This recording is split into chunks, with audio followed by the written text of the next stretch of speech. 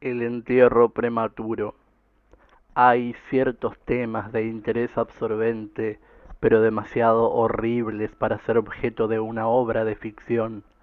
El mero escritor romántico debe evitarlos si no desea ofender o desagradar. Solo se les usa con propiedad cuando lo severo y lo majestuoso de la verdad lo santifican y lo sostienen. Nos estremecemos con el más intenso de los dolores agradables ante los relatos del paso de la Beresina, del terremoto de Lisboa, de la peste de Londres y de la matanza de San Bartolomé, o la asfixia de los 123 prisioneros en el Pozo Negro de Calcuta. Pero en estos relatos lo excitante es el hecho, la realidad, la historia. Como invenciones nos inspirarían siempre aversión. He mencionado algunas de las más destacadas y augustas calamidades que registra la historia, pero en ellas el alcance, no menos que el carácter de la calamidad, es lo que con tanta vivacidad impresiona la imaginación. No necesito recordar al lector que del largo y horripilante catálogo de miserias humanas podría haber elegido muchos ejemplos individuales más llenos de sufrimiento esencial que cualquiera de estos vastos desastres generales. La verdadera desgracia, el infortunio por esencia en particular, no difuso. Agradezcamos a Dios misericordioso que los horribles extremos de agonía sean soportados por el hombre solo y nunca por el hombre en masa. Ser enterrado vivo es, fuera de toda discusión, el más terrible de los extremos que jamás haya caído en suerte al simple mortal, que ha caído con frecuencia, con mucha frecuencia. Nadie capaz de pensarlo negará. Los límites que separan la vida de la muerte son, en el mejor de los casos, vagos e indefinidos. ¿Quién puede decir dónde termina una y dónde empieza la otra? Sabemos que hay enfermedades en las cuales se produce una cesación total de las funciones aparentes de la vida, y sin embargo esa cesación es una simple suspensión para darle su justo nombre. Hay tan solo pausas temporarias en el incomprensible mecanismo. Transcurrido cierto periodo, algún misterioso principio oculto pone de nuevo en movimiento los mágicos piñones y las ruedas de hechicería. La cuerda de plata no estaba suelta para siempre, ni irreparablemente roto el vaso de oro, pero entre tanto, ¿dónde se hallaba el alma? Sin embargo, fuera de la inevitable conclusión a priori de que tales causas deben producir tales efectos, de que los bien conocidos casos de vida en suspenso deben provocar naturalmente una y otra vez prematuros entierros, fuera de esta consideración tenemos el testimonio directo de la experiencia médica y vulgar para probar que realmente un gran número de estas inhumaciones se lleva a cabo. Yo podría referir de inmediato, si fuera necesario, 100 ejemplos bien probados, uno de características muy notables y cuyas circunstancias quizá se conserven frescas todavía en la memoria de algunos de mis lectores, aconteció no hace mucho en la vecina ciudad de Baltimore, donde provocó una penosa, intensa y dilatada conmoción. La mujer de uno de los más respetables ciudadanos, abogado eminente y miembro del Consejo, fue atacada por una súbita e inexplicable enfermedad que burló el ingenio de sus médicos. Después de mucho padecer, murió, o se supone que murió. Nadie sospechó, a decir verdad, ni había razón para sospechar que no estaba realmente muerta. Presentaba todas las apariencias comunes de la muerte. El rostro tenía el habitual contorno contraído, sumido, los labios mostraban la habitual palidez mormórea, los ojos carecían de brillo, faltaba el calor, las pulsaciones habían cesado. Durante 3 días el cuerpo estuvo sin enterrar y en ese tiempo adquirió una rigidez pétrea. El funeral, en suma, fue apresurado a causa del rápido avance de lo que se supuso era descomposición. La señora fue depositada en la bóveda familiar, que permaneció cerrada durante los 3 años siguientes. Al expirar este plazo fue abierta para la recepción de un sarcófago, mas qué espanto choque aguardaba el marido cuando abrió en persona la puerta. Al empujar los batientes, un objeto vestido de blanco cayó rechinando en sus brazos. Era el esqueleto de su mujer con la mortaja todavía puesta. Una cuidadosa investigación brindó la evidencia de que había revivido 2 días después de su sepultura, que su lucha dentro del ataúd había provocado la caída de éste desde un nicho o estante al suelo, y que al romperse el féretro pudo salir de él. Apareció vacía una lámpara que había quedado accidentalmente llena de aceite dentro de la tumba. Quizás se hubiera agotado, sin embargo, por evaporación. En el peldaño superior de la escalera que descendía a la espantosa cámara había un gran fragmento del ataúd, con el cual, según las apariencias, la mujer había intentado llamar la atención golpeando la puerta de hierro. Mientras lo hacía, probablemente se desmayó o quizás murió de puro terror, y al caer, la mortaja se enredó en alguna pieza de hierro que se proyectaba hacia adentro. Allí quedó y así se pudrió, erecta.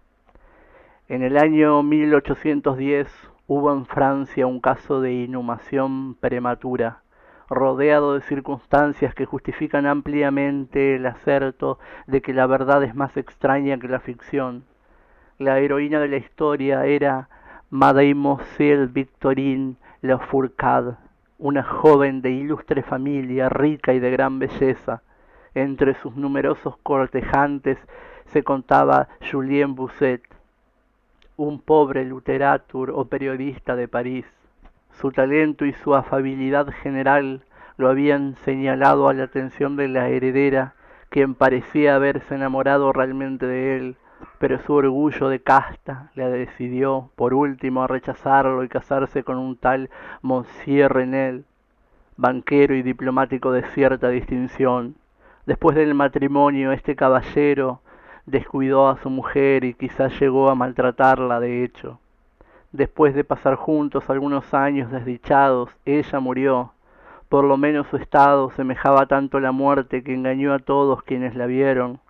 Fue inhumada no en una bóveda, sino en una tumba común, en su aldea natal.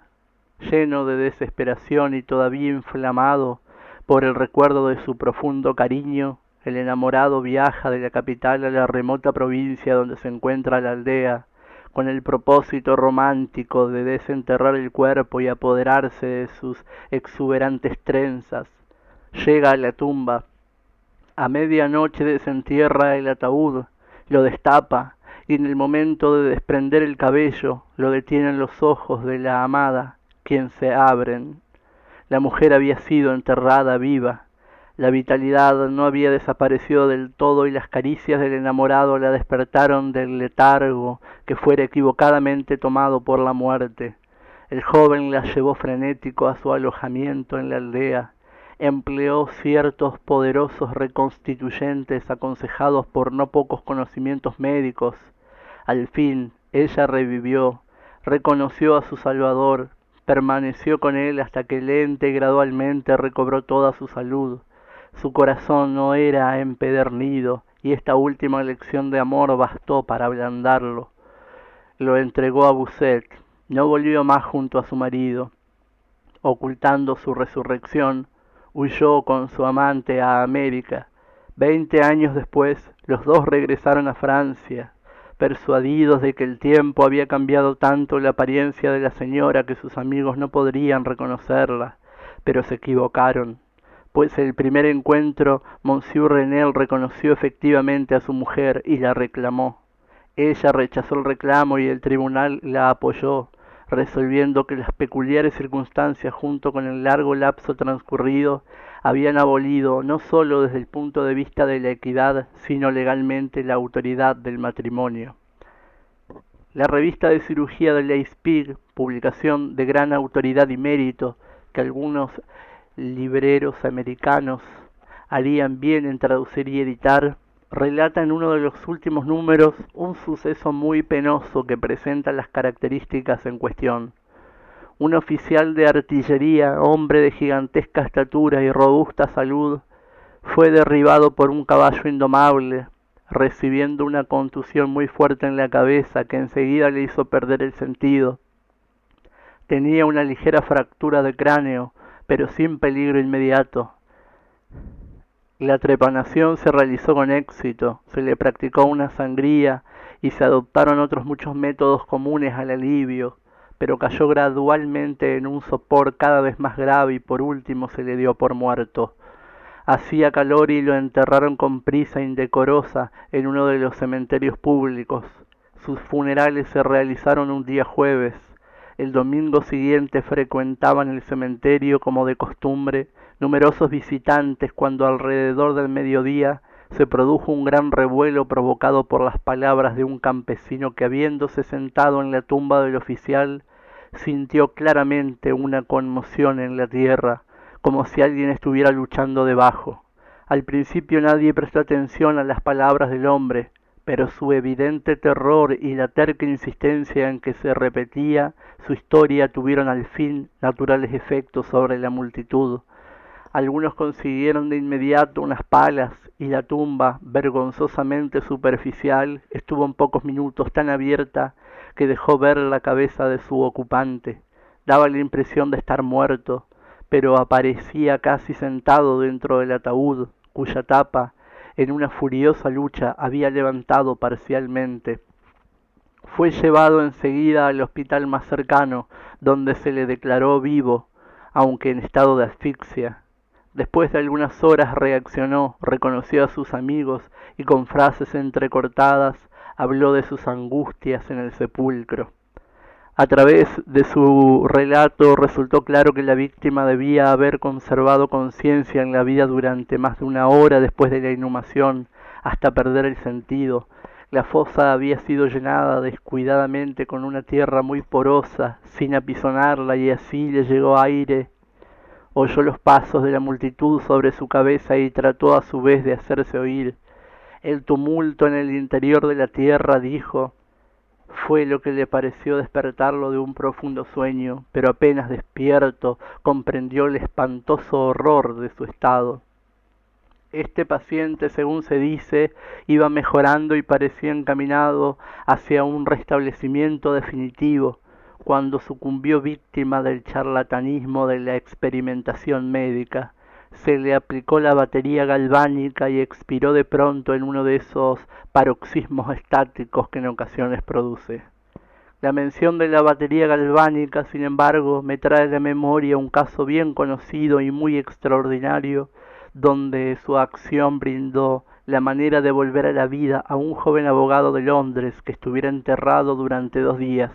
Esto ocurrió en 1831 y en el momento causó profunda sensación en todas partes donde fue tema de conversación.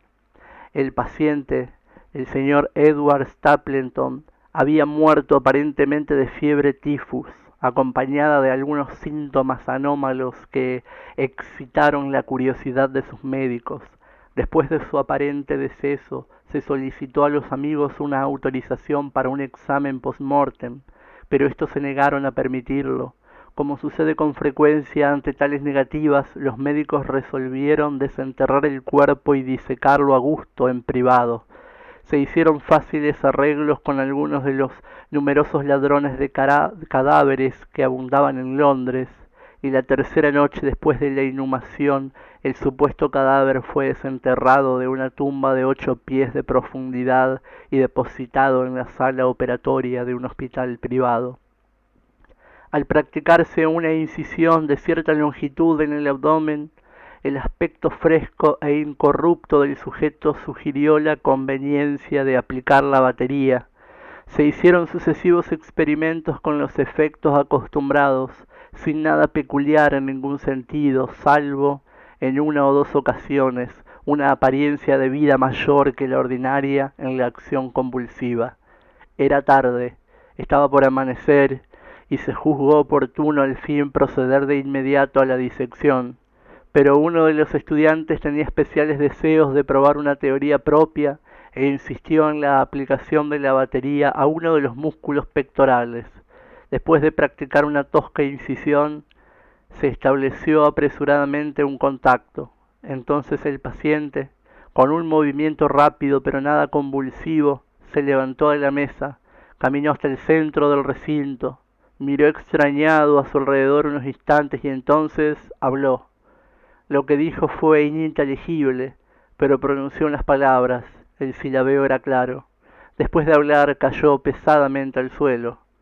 Por un momento todos quedaron paralizados de espanto, pero la urgencia del caso pronto lo devolvió la presencia del ánimo. Se vio que el señor Stapleton estaba vivo, aunque en síncope. Después de administrarle éter, revivió y recobró rápidamente la salud, retornando a la sociedad de sus amigos, a quienes se ocultó, sin embargo, toda noticia de su resurrección hasta que ya no hubo peligro de una recaída. Es de imaginar la maravilla de aquellos y su arrobado asombro.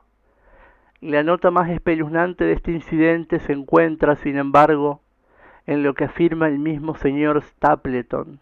Declara que en ningún momento perdió todo el sentido, que de un modo oscuro y confuso percibía lo que estaba ocurriendo desde el momento en que fuera declarado muerto por los médicos hasta aquel en que cayó desmayado sobre el piso del hospital. Estoy vivo, fueron las palabras incomprensibles que después de reconocer la sala de disección había intentado en su apuro proferir.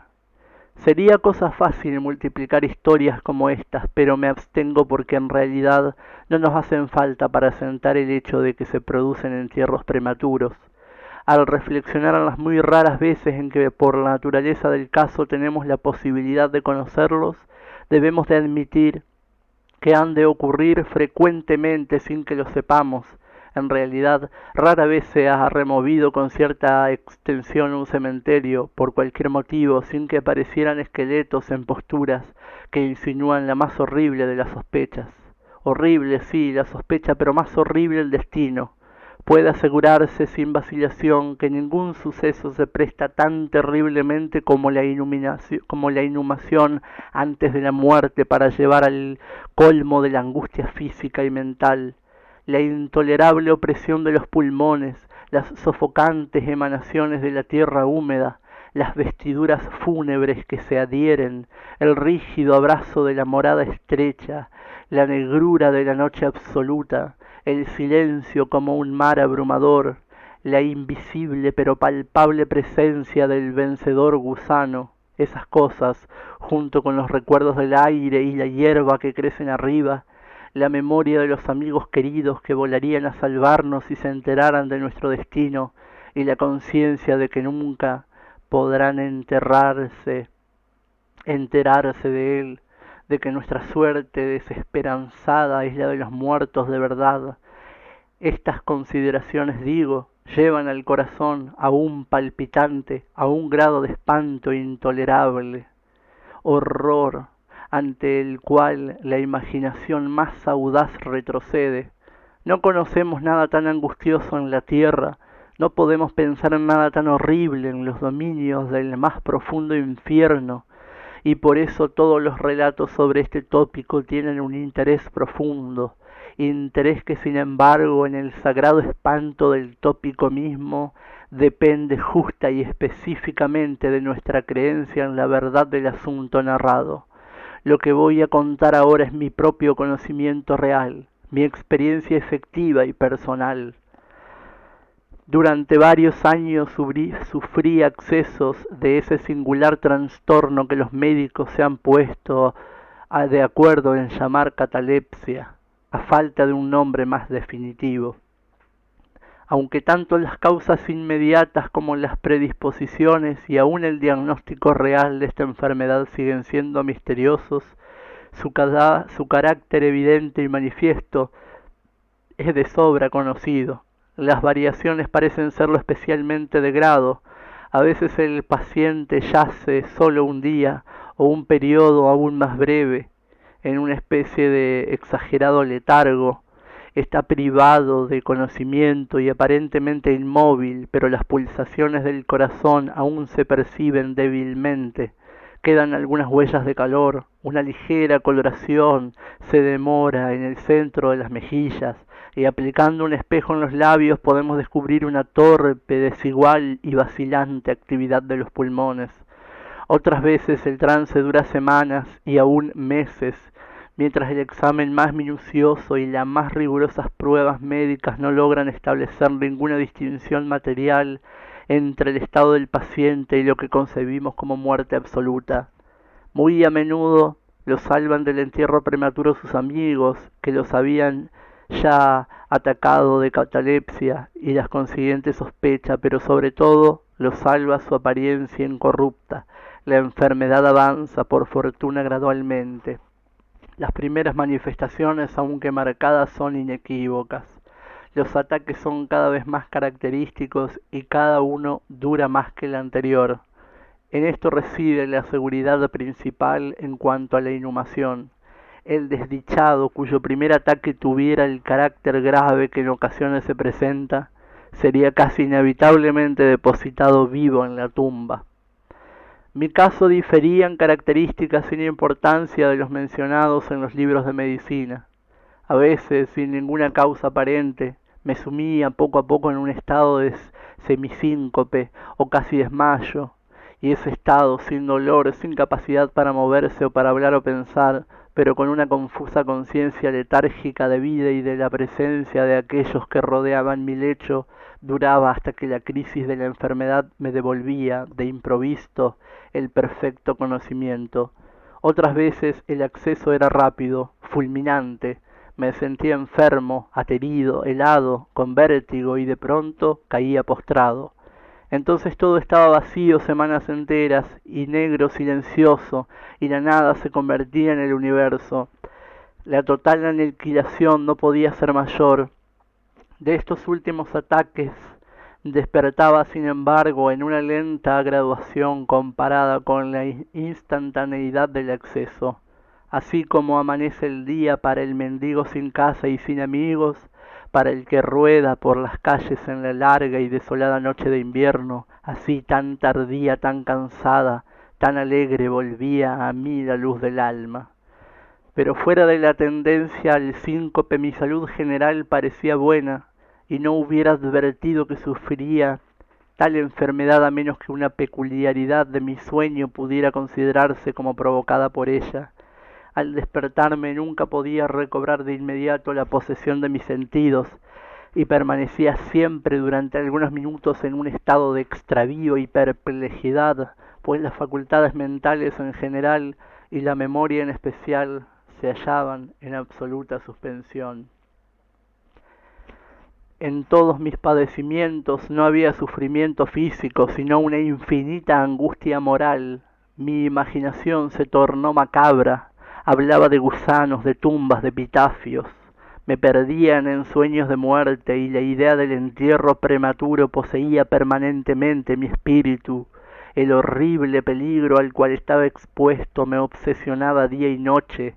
Durante el primero, la tortura de la meditación era excesiva, durante la segunda era suprema. Cuando las torvas tinieblas se extendían sobre la tierra, entonces, presa de los más horrendos pensamientos, temblaba como los trémulos penachos de la carroza fúnebre. Cuando mi naturaleza ya no podía soportar la vigilia, luchaba antes de consentir en dormirme, pues me estremecía pensando que al despertar podía encontrarme metido en una tumba, y cuando al fin me hundía en el sueño era sólo para precipitarme de pronto en un mundo de fantasmas sobre el cual se cernía con sus vastas negras alas tenebrosas la única, la sepulcral idea. De las innumerables imágenes lúgubres que me oprimían en sueños, elijo para mi relato una visión solitaria. Soñé que había caído en trance cataléptico de duración y profundidad mayores que las habituales. De pronto una mano helada se posó en mi frente y una voz impaciente, furfullante, susurró en mi oído: «Levántate». Me senté. La oscuridad era total. No podía ver la figura del que me había despertado, no podía traer a la memoria ni el periodo durante el cual había caído en trance, ni el lugar donde yacía ahora. Mientras permanecía inmóvil intentando reunir mis pensamientos, la fría mano me aferró con fuerza de la muñeca, sacudiéndola con petulancia mientras la voz farfullante decía de nuevo: levántate, ¿no te ordené que te levantaras? ¿Y tú? Pregunté, ¿quién eres? No tengo nombre en las regiones donde habito, replicó la voz plañidera. Fui un hombre y soy un demonio, soy implacable pero digno de lástima. Tú has de sentir que me estremezco, me rechinan los dientes mientras hablo y sin embargo no es por el frío de la noche sin fin. Pero este horror es insoportable. ¿Cómo puedes tú dormir tranquilo? No me dejan descansar los gritos de esas grandes agonías. Estos espectáculos son más de lo que puedo soportar. Levántate, ven conmigo a la noche exterior y deja que te muestre las tumbas. ¿No es ese el espectáculo de dolor? Contempla. Miré, y la figura invisible que seguía aferrándome la muñeca hizo abrir las tumbas de toda la humanidad, y de cada una salían los débiles irradiaciones fosfóricas de la putrefacción, de modo que pude ver en sus más recónditos escondrijos y el espectáculo de los cuerpos amortajados en su triste y solemne sueño con el gusano. Pero ay, los verdaderos durmientes eran menos, entre muchos millones, que aquellos que no dormían, y había una débil lucha, y había un triste desasosiego general, y de las profundidades de los innúmeros pozos salía el melancólico frotar de las vestiduras de los enterrados, y entre aquellos que parecían reposar tranquilos, vi gran número que había cambiado, en mayor o menor grado, la rígida e incómoda posición en que habían sido originalmente sepultos, y la voz me dijo de nuevo mientras yo miraba: ¿No es acaso un lastimoso espectáculo? Pero antes de que hallara palabras para replicarle, la figura dejó de aferrarme en la muñeca, las luces fosforescentes se extinguieron y las tumbas se cerraron con súbita violencia, mientras de ella brotaba un tumulto de gritos desesperados que repetían: ¿No es acaso, Dios, no es acaso un espectáculo lastimoso? Fantasías como estas se presentaban por la noche y extendían su terrorífica influencia aún a mis horas de vigilia. Mis nervios se trastornaron y fui presa de perpetuo horror. Vacilaba en cabalgar, en caminar o practicar cualquier ejercicio que me apartara de casa. En realidad ya no me atrevía a confiar en mí mismo fuera de la inmediata presencia de aquellos que conocían mi propensión a la catalepsia, por miedo de que en uno de mis habituales ataques me enterraran antes de que determinaran mi verdadero estado. Dudaba del cuidado, de la fidelidad de mis amigos más queridos. Me asustaba pensar que en un trance más largo de lo acostumbrado se convencieran de que no tenía remedio. Llegaba a temer que, como le causaban muchas molestias, quizá se alegraban de considerar cualquier ataque como prolongado, como excusa suficiente para librarse de mí definitivamente. En vano trataban de tranquilizarme con las más solemnes promesas, les exigía por los juramentos más sagrados que en ninguna circunstancia me enterraran hasta que la descomposición material estuviera tan avanzada que impidiese toda conservación. Y aun entonces mis terrores mortales no atendían a ninguna razón, no aceptaba consuelo. Comencé una serie de laboriosas precauciones. Entre otras cosas mandé rehacer de tal manera la bóveda familiar que era posible abrirla fácilmente desde el interior. La más ligera presión de una larga palanca que se extendía dentro de la cripta bastaba para abrir rápidamente los portales de hierro. También estaba prevista de libre admisión de aire y luz y adecuados receptáculos para alimentos y agua, al alcance del ataúd preparado para recibirme. Este ataúd estaba forrado con un material cálido y suave y provisto de una tapa elaborada según el principio de la puerta de la bóveda. con el añadido de resortes ideados de tal modo que el más débil movimiento del cuerpo hubiera sido suficiente para soltarla.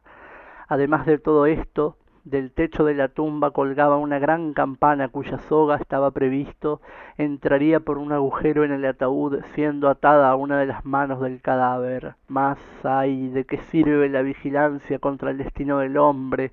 Ni siquiera esas bien urdidas seguridades bastaban para librar de las más extremadas angustias de la inhumación en vida a un infeliz destinado a ellas. Llegó una época, como ya había ocurrido a menudo, en que me encontré a mí mismo emergiendo de una total inconsciencia a la primera sensación débil e indefinida de existencia. Lentamente, con graduación de tortuga, se acercaba el alba gris, pálida del día psíquico, un desasosiego aletargado, una sensación apática de dolor sordo, ninguna preocupación, ninguna esperanza, ningún esfuerzo. Después de un largo intervalo, un retintín en los oídos, luego, tras un lapso aún más largo, una sensación de hormigueo o comezón en las extremidades, luego un periodo aparentemente eterno de placentera quietud, durante el cual las sensaciones que despiertan luchan por convertirse en pensamientos, luego otra breve zambullida en la nada, luego un súbito restablecimiento. Al fin, el ligero estremecerse de un párpado e inmediatamente después un choque eléctrico de terror mortal e indefinido que envía la sangre a torrentes de las sienes al corazón. Y entonces el primer esfuerzo positivo por pensar, y entonces el primer intento de recordar, y entonces un éxito parcial y evanescente, y entonces la memoria ha recobrado tanto su dominio que en cierta medida tengo conciencia de mi estado, siento que no estoy despertando de un sueño ordinario, recuerdo que he padecido de catalepsia, y entonces por fin, como si fuera la embestida de un océano, abruma mi alma estremecida el único peligro horrendo, la única idea espectral, siempre dominante. Durante unos minutos, ya poseído por esta fantasía, permanecí inmóvil. ¿Y por qué? No podía reunir valor para moverme, no me atrevía a hacer el esfuerzo que había de tranquilizarme sobre mi destino, y sin embargo algo en el corazón me susurraba que era seguro. La desesperación, tal como ninguna otra desdicha produce, sólo la desesperación me apremió. Después de una larga duda al levantar los pesados párpados, los levanté, estaba oscuro, todo oscuro. Supe que el ataque había terminado, supe que la crisis de mi trastorno había pasado ya, supe que había recobrado el uso de mis facultades visuales y sin embargo estaba oscuro, todo oscuro, con la intensa y total capacidad de la noche que dura para siempre. Intenté gritar, y mis labios y mi lengua reseca se movieron convulsivos, pero ninguna voz brotó de los cavernosos pulmones que, oprimidos como por el peso de una montaña, jadeaban y palpitaban con el corazón en cada inspiración laboriosa y difícil. El movimiento de las mandíbulas en el esfuerzo por gritar me mostró que estaban atadas, como se hace habitualmente con los muertos. Sentí también que yacía sobre una sustancia áspera y que algo similar a los costados me estrechaba. Hasta ese momento no me había atrevido a mover ninguno de los miembros, pero entonces levanté violentamente los brazos que estaban estirados, con las muñecas cruzadas. Golpearon una sustancia sólida, leñosa, que se extendía sobre mi cuerpo a no más de 6 pulgadas de mi cara. Ya no pude dudar de que reposaba al fin dentro de un ataúd. Y entonces, en medio de mi infinita desgracia, vino dulcemente la esperanza. Como un querubín, pues pensé en mis precauciones. Me retorcí y ejecuté espasmódicos connatos para forzar la tapa.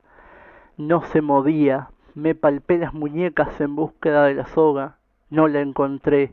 Y así la consoladora huyó para siempre, y una desesperación aún más vehemente reinó triunfal. pues no podía menos de advertir la ausencia de las almohadillas que había preparado tan cuidadosamente, y entonces llegó de improviso a mis narices el fuerte y peculiar olor de la tierra húmeda. La conclusión era irresistible. No estaba en la bóveda, había caído en trance fuera de mi casa, entre extraños, dónde y cómo no podía recordarlo, y ellos me habían enterrado como a un perro, metido en un ataúd como calaveteado, y arrojado a lo profundo, en lo profundo y para siempre, de alguna tumba ordinaria, anónima. Cuando esta terrible convicción se abrió paso en las más íntimas estancias de mi alma, luché una vez más por gritar, y este segundo intento tuvo éxito. Un largo, salvaje grito continuo, un alarido de agonía resonó en los ámbitos de la noche subterránea. Vamos, vamos, ¿qué es eso?, dijo una voz áspera en respuesta. ¿Qué diablos pasa ahora?, dijo un segundo. ¡Fuera de ahí!, exclamó un tercero. ¿Por qué aúlla de esa manera, como si fuese un gato montés?, dijo un cuarto.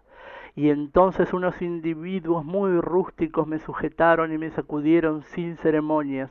No me despertaron de mi sueño, pues estaba bien despierto cuando grité, pero me devolvieron a la plena posesión de mi memoria. Esta aventura ocurría cerca de Richmond, en Virginia. Acompañado de un amigo me había internado en una expedición de caza, varias millas abajo a orillas del río James. Se acercaba la noche cuando nos sorprendió una tormenta. La cabina de una pequeña chalupa anclada en la corriente y cargada de tierra vegetal nos brindó el único abrigo disponible. Le sacamos el mayor provecho posible y pasamos la noche a bordo. Me dormí en una de las dos únicas literas. No hace falta describir las literas de una chalupa de 60 o 70 toneladas. Lo que yo ocupaba no tenía ropa de cama. Su ancho era de 18 pulgadas, la distancia entre el fondo y la cubierta eran precisamente la misma. Me resultó dificilísimo introducirme en ella. Sin embargo, dormí profundamente y toda mi visión, pues no era sueño ni pesadilla, surgió naturalmente de las circunstancias de mi posición, del giro habitual de mis pensamientos y de la dificultad a la cual he aludido de concentrar mis sentidos y especialmente de recobrar la memoria durante largo tiempo después de despertar de un sueño. Los hombres que me sacudieron eran la tripulación de la chalupa y algunos jornaleros contratados para cargarla. De la carga misma procedía el olor a tierra. La venda alrededor de las mandíbulas era un pañuelo de seda con el cual me había atado la cabeza a falta de mi acostumbrado gorro de dormir.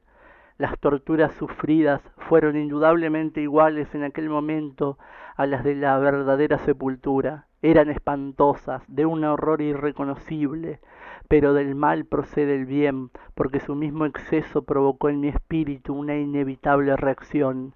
Mi alma adquirió vigor, adquirió temple. Viajé al extranjero, hice vigorosos ejercicios, respiré el aire libre del cielo, pensé en otros temas que la muerte, dejé a un lado mis libros de medicina, quemé a Bachan, no leí más pensamientos nocturnos, ni grandilocuentes sobre cementerios, ni cuentos de miedo como este. En poco tiempo me convertí en un hombre nuevo y viví una vida de hombre. Desde aquella noche memorable descarté para siempre mis aprehensiones sepulcrales, y con ellas se desvanecieron los trastornos catalépticos de los cuales fueran quizá menos consecuencia que causa. Hay momentos en que aun para el sereno ojo de la razón, el mundo de nuestra triste humanidad puede cobrar la apariencia del infierno, pero la imaginación del hombre no es caratis para explorar con impunidad todas sus cavernas. Ay, la torva legión de los terrores sepulcrales no puede considerarse totalmente imaginaria, pero como los demonios en cuya compañía Afrasiab realizó su viaje por el Oxus, deben dormir o nos devorarán. Debemos permitirle el sueño o pereceremos.